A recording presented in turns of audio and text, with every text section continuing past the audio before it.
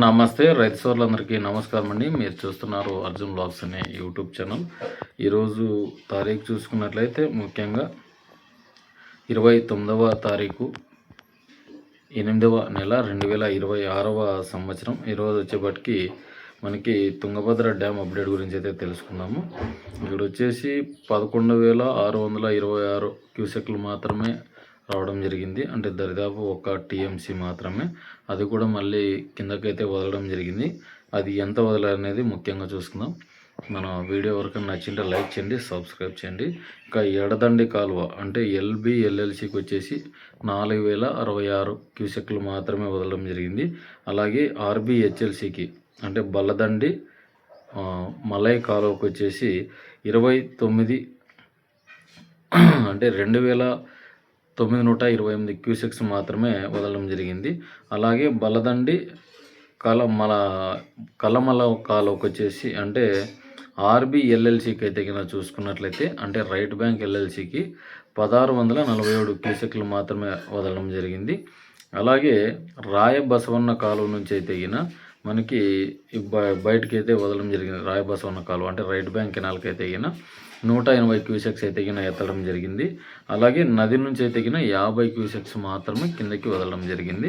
ఇక మొత్తంగా చూసుకున్నట్లయితే కెపాసిటీ డ్యామ్ కెపాసిటీ మనకి 105 టీఎంసీలు, ప్రజెంట్ ఉన్నది 96 టీఎంసీల 419 క్యూసెక్లు మాత్రమే ఉండడం జరిగింది నదిలో అయితే కింద. ఇంకా మనకు దరిదాపు ఒక 3.5 అక్కడ మొత్తంగా 8.5 టీఎంసీ అయితే కింద ఇంకా ఖాళీగా ఉందన్నమాట. ఇదేం పెద్దదేం కాదు. పైనుంచి ఫ్లడ్ అయితే కొనసాగాలని అయితే కోరుకుందాం. ఎందుకంటే చాలామంది రైతులు దీనంగా కొద్దిగా వాటర్ ఇస్తున్నారు, కానీ అవి సరిపడా నీళ్ళు లేవు అనమాట. ఎన్ని రోజులు వస్తాయి ఈ నీళ్ళు, పంట కాలానికి అవుతాయా కాదా అని చాలామంది అయితే వేచి చూస్తున్నారు. ఆరుతడి పంటలు కానిలే, మిగతా పంటలు కానిలే. ఇక మనకు చూసుకున్నట్లయితే ముందు ఎవరికైతే వస్తున్నాయో వాళ్ళు అడ్డు వేసుకోవడం, కట్టుకోవడం, ఇలా పంచాయతీలు డైలీ జరుగుతూనే ఉన్నాయన్నమాట. ఇక్కడ వచ్చేప్పటికి పిల్ల కాలువలకైతే ఇంకా వదిలే సూచనలు అయితే ఇంకా కనిపించలేదు అనమాట. అక్కడక్కడ రైతులు ధర్నాలు, రాస్తారోకాలు చాలా చేయడం జరుగుతుందన్నమాట. నీటి వసతి అంటే కళ్ళెదుటే నీళ్లు పోతున్నా అవి వాడుకోలేని పరిస్థితిలో రైతులైతే ఉన్నారన్నమాట.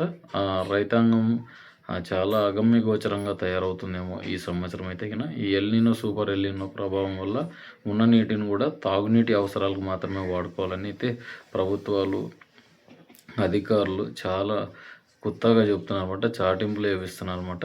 ఇక ఇదండి వీడియోకినా. మన వీడియో నచ్చింటే లైక్ చేయండి, సబ్స్క్రైబ్ చేయండి.